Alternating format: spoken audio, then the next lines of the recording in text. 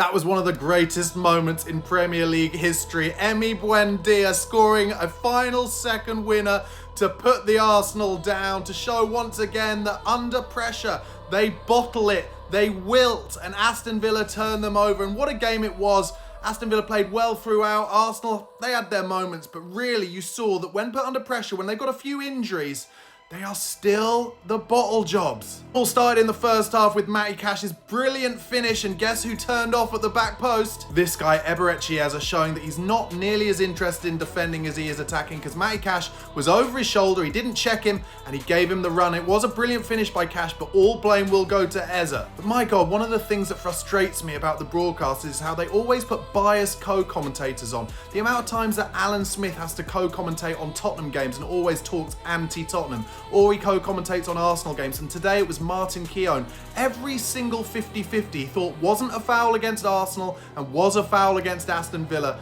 And his silence at the end when Buendia scored the winner was fantastic. He couldn't bring himself to say anything. Amazing. Also amazing throughout this game is the Aston Villa fans were ripping into Bukayo Saka, chanting, "You're gonna limp in a minute, limp in a minute." Everybody knows that Saka is one of the biggest divers and biggest whingers on the pitch. I'm glad the Villa fans got into him. Arsenal were terrible in the first half, so at half-time they brought on Gyökeres and Trossard. To be fair, Trossard got the equaliser, decent goal. But Gyökeres showed me once again that I think he's basically just toilet. He cares far too much about his hair, more about his hair than he does the game. And he just lost the ball time and time again. Poor signing. And this game once again proved to me just how good Morgan Rogers is.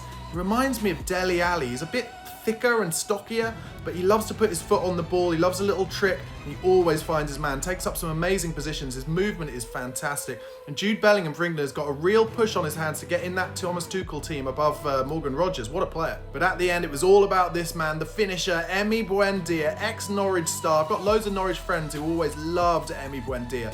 And for me, as a Spurs fan as well, for him to score that winner in the last minute and show once again that Arsenal's title credentials are not going to be that simple. Fantastic stuff. What a time.